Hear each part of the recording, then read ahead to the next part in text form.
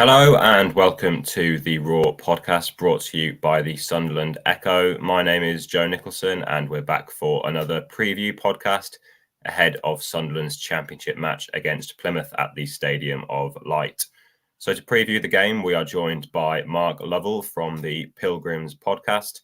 Mark, what's the mood like at Plymouth heading into Saturday's game at the Stadium of Light? All right, Joe. Yeah, thanks for having me on. Well, unusually for any away game, we're flying up to the north. Obviously, we were involved in a really tough cup tie in midweek against Leeds, really inclement weather. Never got as wet as I did on Tuesday. That was a real drenching, and the players really left everything out there. So we're taking this as seriously as possible, allowing as much rest for the team. Flying up, which doesn't always happen for a club of our size. So the players will be well rested. We'll have a few new fresh legs in midfield especially. So we will give this our best shot and see how we go. We are unbeaten under our new coach, Ian Foster, in 90 minutes. We lost in extra time to Leeds, of course, which you may have been watching on the BBC. And yeah, you know, we've got nothing to lose on Saturday, that's for sure. And yeah, it's going to be interesting to see how it all pans out. You mentioned that game against Leeds. That was on Tuesday night, wasn't it? And Plymouth were only able to name 6 substitutes, but I understand there's going to be a few players coming back in, a few players that were cup tied, maybe a few that I think were injured or were kind of had personal reasons for missing the game as well. So what sort of shape are they coming into the game against Sunderland this weekend? Yeah, those fresh legs I was talking about. So you see Adam Forshaw, ex of Leeds, coming into midfield. Another Leeds loanee who couldn't play against his parent club in midweek, Darko Giabi. They will be in midfield, you'd have to think. Possibly Alfie Devine, who was cup tied. He's on loan from Spurs. Yeah, there's others that we're missing for personal reasons. Maybe Mikel Miller. So we have fresh legs to freshen it up, which we will need because we were flat out on Tuesday. Yeah, of course that game went to extra time, and it was the first loss that Plymouth have had since the appointment of Ian Foster, who came in on the 5th of January. And since then in the league, won 2 games, drawn 1, and then had those 2 cup ties against Leeds. So has there been a noticeable change since he's come in, or it's still obviously early days, but kind of how has he done since he has come in, and is there kind of been any major changes that he's made to get those results? Well, I hope I don't regret these words, but we seem to be better organised and less likely to ship horrendous, pathetic goals. We have better shape. We're defending better when we don't have the ball. He was a very renowned England coach, out of possession coach. So he's stamped his authority on the team already. Maybe we're not playing as expansively. Maybe we're not as open, but that can only be a good thing because when the old manager Steven Schumacher left for Stoke, which Sunderland fans will know all about because they lost Alex Neil like that all of a sudden, we were a little bit worried, you have to say. And then we lost Finn Azaz. He was recalled by Villa and then sold to Borough. And he's been one of our best players this season. There's no mistake. And then we were losing players, and the squad was threadbare. But we have been able, with the help of Ian Foster, to stabilise the ship, and we're looking good now to avoid relegation. That's for sure. Yeah, I think it's 8 points clear now. Is it Plymouth are clear of the relegation zone of QPR, who are 22nd? So certainly the last 2 wins in recent weeks have really helped them. But Ian Foster he's a former England under-20s coach, isn't he? Is there even a feeling that he might even be an upgrade on Steven Schumacher, as well as Schumacher did at Plymouth, obviously getting them up? It's looking that way. He's certainly reshaped the squad going forward, and he has great connections with the England youth set up. And we have this defender as well, Ashley Phillips, who looks just a total classy defender. You'll see him on Saturday. as it stands at the moment, we might have this might be okay. We might have got ourselves an upgrade, because he's a very astute operator, and obviously this is his first chance at in charge of a professional team at this level. But it's looking good. That's for sure. And you see Schumacher's results at Stoke, and yeah, it's obviously not always a given that Foster would have stepped into his shoes so astutely. Yeah, still early days, of course. But the last time Sunderland played Plymouth back in November, I think Plymouth were playing like a 4-3-3 formation under Schumacher. I was just kind of looking at their recent matches. It looks like they've maybe switched to a back three again and wing backs. And is that how kind of Foster has set the side up recently?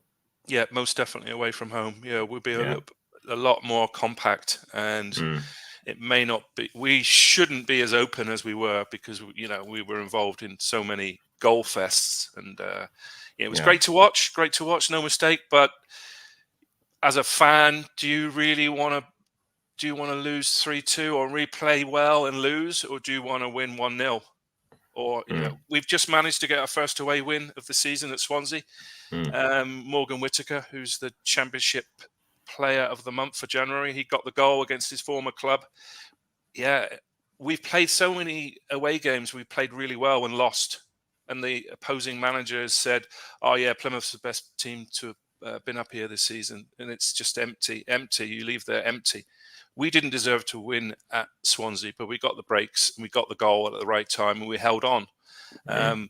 That's what we're looking for at Sunderland. Sunderland are going to have a lot of the ball. They're going to create chances. We're going to have to try and nick something, which we weren't capable of doing under Stephen Schumacher. We look more likely of being more resilient under Ian Foster.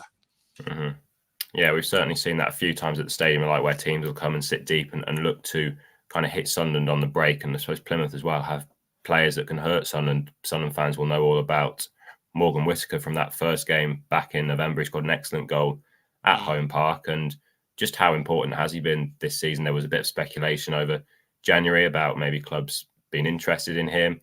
He scored 17 goals in all competitions this season, but just how important is it that Plymouth kept hold of him, and how important is he to the team?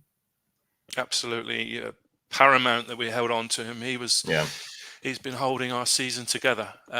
He is the joint top scorer in the Championship, 16 goals. Lazio came in with him, rumoured bid of 10 million, which I think Sunderland maybe can relate to. Jack Clark was linked with them as well. I think they're quite similar players, aren't they? They both like to cut inside onto their stronger foot. Yeah, but Whittaker's got this. He's got the goals to show for his efforts this season. 16 goals, and it's going to take a lot more than 10 million euros to prize him away from home park. That's for sure. But he's a very unique individual, Morgan Whittaker, because he could have left by now for sure if his agent was steering him in that direction. But he's a real quality young man, and he loves being down, playing for Plymouth Argyle, which is not always a given. A lot of young players can't wait to leave at the first sniff of a big move. So we're really blessed to have him, and can't wait to see how he performs at the Stadium of Light. Well, another player that's been playing regularly is Bali Mumba, a player that Sunderland fans will know all about. Came through the academy at Sunderland and then was sold to Norwich, and has now ended up at Plymouth and has been playing regularly this season. Now, that game back in November that we talked about, I think he was playing as a left winger in kind of a 4-3-3 formation. Looks now like he's maybe gone back into a wing back role. So how's he kind of done this season at Plymouth? Well, he was signed as a joint record signing along with Morgan Whittaker, £1 million, which is unheard of. For us, we were lucky to actually spend £15,000 a few years ago on a player. So he started off the season. He scored a wonder goal against Huddersfield on the opening day, and that raised expectations to just such massive, and he couldn't really. It was always going to be difficult to fulfill those expectations, and he's been solid, absolutely fine, Bali Mumba. But maybe he's just, he's because Morgan Whittaker's been so good, his performance have come under scrutiny, more scrutiny. by the fans, who maybe, especially after that wonder goal, they were expecting that to happen every week, which is just not sustainable. He's been absolutely solid, really, in recent weeks, especially under Ian Foster. I think he's aware of his positioning on the pitch some more. He played really well against Leeds in midweek, and I expect him to have a good game on Saturday, because he'll be supported by his friends and family up in the north, and he'll be looking to impress. I was watching the Sunderland Till I Die documentary again, and I saw him on it. I saw him jumping off the team coach on one of the away games. So yeah, he has strong links to your club, of course. Yeah, obviously a third season of Sunderland Till I Die coming out as well in the not too distant future as well. So that's one to keep an eye out for as well. Well, you mentioned a few players there, but are there any other players that Sunderland fans should be looking out for that are kind of key to this Plymouth side? You mentioned their defensive records improved in recent weeks. Well, Ashley Phillips, we've got him on loan from Tottenham. He's he's the England under-19 captain. He's he's just such an impressive athlete, and already a leader at such a young age. He's one to watch. If we get anything from Saturday, we're going to have to rely on our goalkeeper, Connor Hazard, who's stepped in for Michael Cooper, who's unfortunately suffering with injuries this season. Connor Hazard, we signed from Celtic for 150 grand, and he's been solid. We need to rely on him to have a good game if we're going to get anything from Saturday. That's for sure. He's been decent this season. That's for sure. We usually just ask our guests as well, just how much have you seen of Sunderland this season? Obviously, they played that game at Home Park back in November, but how much have you seen of them, and kind of what have you made of their season so far going into this game? Well, Sunderland is a club, obviously. I've watched, like I said, the Sunderland Till I Die documentary, studied all that. Sunderland, always huge expectations. Most clubs, Tony Mowbray would probably be still there, and the fans would be still very happy that he is still there. Obviously, the board took a different direction. I'm not sure, from afar, it looks like Michael Beale is struggling for acceptance among the common fan. Results, it's all about results. If Beale can get those results going, get the fans on side, playoffs have to be the expectation for a club like Sunderland. Absolutely. With what happened in midweek and the energy levels, we're going to be, a point would be great for us. Obviously we beat you at Home Park. You had a lot of the ball, you had chances, you didn't take your chances. We had quality on the day. We took our chances, and that's what's, end of the day, if you can do that, you're going to have a chance in this league. And we've got players like Morgan Whittaker, the joint top scorer in the championship, who can make a difference. Yeah. Unfortunately, that's been kind of, although Sunderland are still in a strong position, only a point outside the playoffs, that has been kind of a familiar theme sometimes, where they've had a lot of the ball created chances, but haven't been able to take those chances. But what's kind of the expectation now at Plymouth? We mentioned earlier that they're now 8 points clear of the relegation zone. Is it still just to stay up, or are they trying to maybe build on that push for a top half? Kind of what's the thoughts among the fan base? I think we'd be very happy just to have a very stress-free, no relegation, middle of the table, run-of-the-mill season, and annoy a few high-profile clubs along the way, and really stabilise in the championship and try and push on next season. I think last season we were champions of League One ahead of Ipswich. In Ipswich, you can look at their place in the table. We're still learning in this division, so to go to Sunderland and compete and enjoy ourselves, that'd be good. But we don't want to be a doormat. We're going to be solid. We're going to be organised. If we can nick the first goal, anything's possible, because then the Sunderland fans will they're like any big club. They can turn on their side, turn on their own team. Doesn't take much. We spoke about it earlier, just about how the game's going to go. We usually just finish by asking our guests, just for a quick score prediction. How do you think the game's going to pan out? We spoke about how probably Sunderland will have most of the ball, Plymouth will sit deeper and try and hit them on the break. But how do you think the game's going to go on Saturday? It would be very naive if I tipped an Argyle win, because that would be really tempting fate. So I'm going to go for Sunderland 3, Plymouth Argyle 1. And we get a home win. Yeah, because if I don't like to tempt fate. Well, I think I'm going to go for I'm hoping Argyle will win. Of course, I'm gonna hope that Argyle win. But the players have the quality to do so. They have a tremendous spirit. They're a really close-knit group. Anything's possible. But I'm not the sort of person who tips an Argyle win, because that's a recipe for disaster.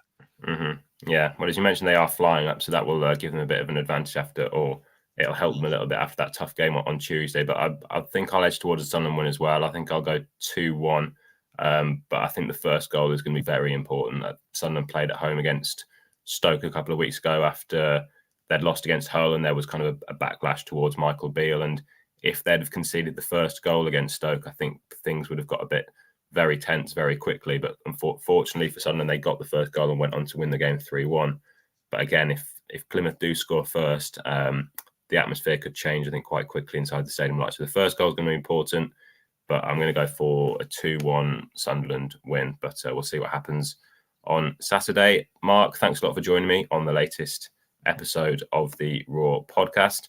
And if you like what we do here at the Raw Podcast, you can leave us a review on YouTube, Spotify, or wherever you listen to your podcasts. And for all the latest SAFC news, you can head over to the SAFC section of the Sunderland Echo website for all the build-up ahead of Saturday's match. We'll also have live updates, analysis, and more from the Stadium of Light as Sunderland face Plymouth Argyle. So once again, thanks a lot for listening to the Raw Podcast.